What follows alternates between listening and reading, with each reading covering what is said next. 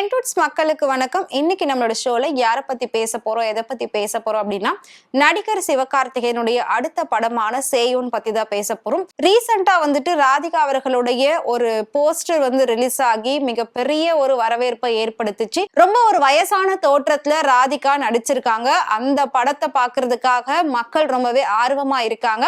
ராதிகாவை பத்தி சொல்லணும் அப்படின்னா 80கள்ல இருந்து இப்ப வரைக்கும் ஒரு போல்டான ஆக்ட்ரஸ் அப்படின்னு பேர் வாங்கினவங்க தான் அவங்க. சோ அவங்க பாத்தீங்கன்னா இப்போ அந்த படத்தை பண்ணிருக்காங்க. இது வரைக்கும் அவங்க பல படங்கள் பல கேரக்டர்ஸ் பண்ணிருக்காங்க. பட் இப்படி ஒரு ரோல் பண்ணிருக்காங்களா அப்படின்னு கேட்டா கண்டிப்பா கிடையவே கிடையாது. ஜீன்ஸ் படத்துல அவங்க கொஞ்சம் ஓல்ட் ஏஜ் மாதிரி நடிச்சிருப்பாங்க. ஆனாலும் இப்போ பாத்தீங்கன்னா டோட்டலாவே வேற மாதிரி இருக்கும். இந்த மாதிரி ரோல், இந்த மாதிரி மேக்கப் எல்லாம் பாத்தீங்கன்னா வடிவுக்கரசி அம்மாக்கு ரொம்பவே சூட் ஆகும், காந்திமதி அம்மாக்கு ரொம்ப சூட் ஆகும். அடுத்ததா பாத்தீங்கன்னா இப்போ ராதிகாக்கு இந்த மேக்கப் ரொம்ப சூப்பரா சூட் ஆகி இருக்கு. சோ ராதிகா கண்டிப்பா அவங்களோட நடிப்பு திறமையை பத்தி சொல்லியே ஆகணும். ரொம்ப சூப்பரான ஒரு ஆக்ட்ரஸ். அதாவது நடிப்பு அப்படிங்கிறது ரொம்ப யதார்த்தமா இருக்கும் அவங்க கிட்ட. அதாவது ஓவர் ஆக்டிங்காலாம் இல்லாம, ரொம்ப ஹைப்பா இல்லாம, ரொம்ப நார்மலா கேஷுவலா இருக்கும். சோ படங்கள்ல பார்த்த ராதிகாவை விட சீரியல்ல பார்த்த ராதிகாவை தான் மக்கள் எல்லாருக்குமே ரொம்ப பிடிக்க ஆரம்பிச்சது. சோ அதுக்கப்புறம் அவங்க அம்மாவா நடிச்சாங்க, அக்காவா நடிச்சாங்க, தங்கச்சியா நடிச்சாங்க, சித்தியா நடிச்சாங்க. இந்த மாதிரி எந்த ரோல் கொடுத்தாலும் அதை நான் பெஸ்டா பண்ணுவேன் அப்படின்னு சொல்லி அவங்களோட ரோலை அவங்க பண்ணியிருந்தாங்க. இப்போ இந்த ஒரு தாய்க்கிழவி அப்படின்ற மாதிரி ஒரு ரோல் கொடுத்திருக்காங்க. அதுலயும் அவங்க மேக்கப் வேற லெவல்ல இருக்கு. சோ அதுல இருந்து ஒரு சில டீசர் எல்லாம் வெளியாகி இன்னும் மிகப்பெரிய ஒரு வரவேற்பை ஏற்படுத்தி இருக்கு மக்கள் கிட்ட. சோ ரசிகர்கள் பாத்தீங்கன்னா இந்த மாதிரி டிஃப்ரெண்டான ஒரு கேரக்டர்ஸை பாக்குறப்பதான் இன்னும் அதிகமாவே சினிமா பார்க்கணும் அப்படின்ற ஒரு இன்ட்ரெஸ்ட் அவங்களுக்குள்ள உருவாக்குறதா அவங்க சொல்லியிருக்காங்க. ரம்யா நம்பீசன் நடிக்கிறாங்க அப்படின்னா சிவகார்த்திகேயனுக்கு ஜோடியா கிடையாது, சிவகார்த்திகேயனுக்கு அம்மாவா நடிக்கிறாங்க. ரம்யா நம்பீசன் பீட்சா படம் மூலமா அறிமுகமானாங்க. அதுக்கு முன்னாடி ஒரு சில படங்கள் பண்ணிருக்காங்க. பட் ரொம்ப அவங்க ஃபேமஸ் ஆனது அப்படின்னு பாத்தீங்கன்னா பீட்சா படம் சொல்லலாம். சோ அந்த படத்துக்கு அப்புறமா தான் ரம்யா நம்பீசன் ரொம்பவே வெளியில தெரிய ஆரம்பிச்சாங்க. அதுக்கப்புறம் விஜய் சேதுபதி கூட சேர்ந்து சேதுபதி அப்படின்ற ஒரு படத்துல பண்ணியிருந்தாங்க.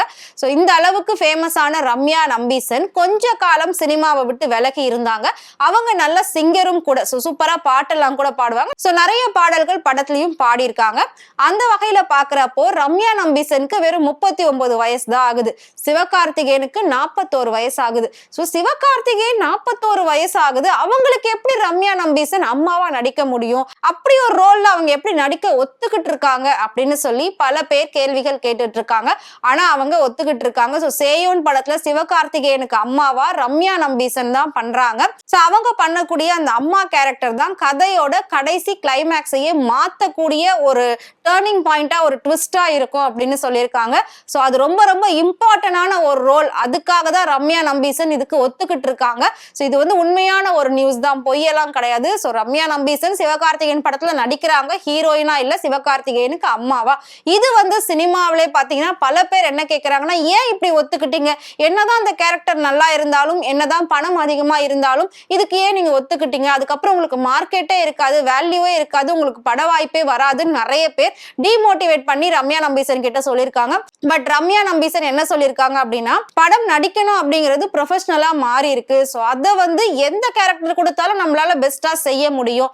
நாம ஒரு விஷயத்த பெஸ்டா செஞ்சிட்டோம் அப்படின்னா அதுக்கான ஒரு பலன், அதுக்கான ஒரு ரெகக்னைசேஷன் கண்டிப்பா நமக்கு கிடைக்கும். சோ நான் எதையும் எதிர்பார்த்து இதை பண்ணல, என்னோட வேலையை நான் இதுல கரெக்டா பண்றேன், கண்டிப்பா எனக்கான அடுத்தடுத்த வாய்ப்புகள் வரும் அப்படின்னு சொல்லியிருக்காங்க.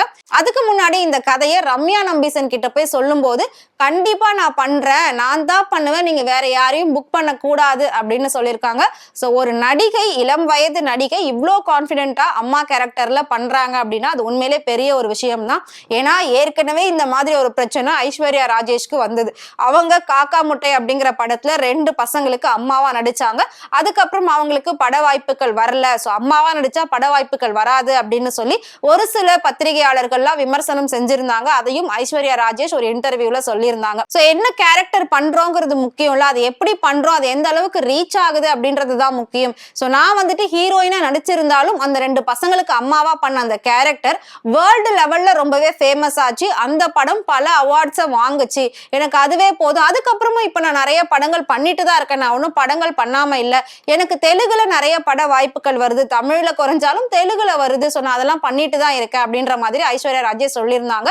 சோ அதே தான் இப்ப ரம்யா நம்பீசனும் சொல்லியிருக்காங்க. அடுத்தடுத்து கண்டிப்பா நான் படம் நடிப்பேன் அப்படின்னு சொல்லியிருக்காங்க. இந்த விஷயம் தான் சினிமாவில ரொம்பவே வைரலா போய்கிட்டு இருக்கு. இதுல இன்னொரு முக்கியமான விஷயம் சொல்லணும் அப்படின்னா, நம்ம வந்து ராதிகாவை பத்தி பேசியிருந்தோம். சோ ராதிகாவை பத்தி பேசும்போதுதான் இந்த விஷயத்த கண்டிப்பா சொல்லியே ஆகணும். என்ன அப்படின்னா, ராதிகாவுடைய கணவர் சரத்குமார் என்ன சொல்லியிருக்காருன்னா, ராதிகா இந்தியாவிலேயே ஒரு சிறந்த நடிகை, அவங்களுக்கு இந்நேரத்துக்கு நேஷனல் அவார்டு கொடுத்திருக்கணும். யார் யாருக்கோ கொடுக்குறாங்க, ஆனா இப்ப வரைக்கும் அவங்களுக்கு நேஷனல் அவார்டு கொடுக்காதது எனக்கு வந்து மிகப்பெரிய வருத்தம் இருக்கு. சினிமா துறையில அந்த வருத்தம் அதிகமா இருக்கு.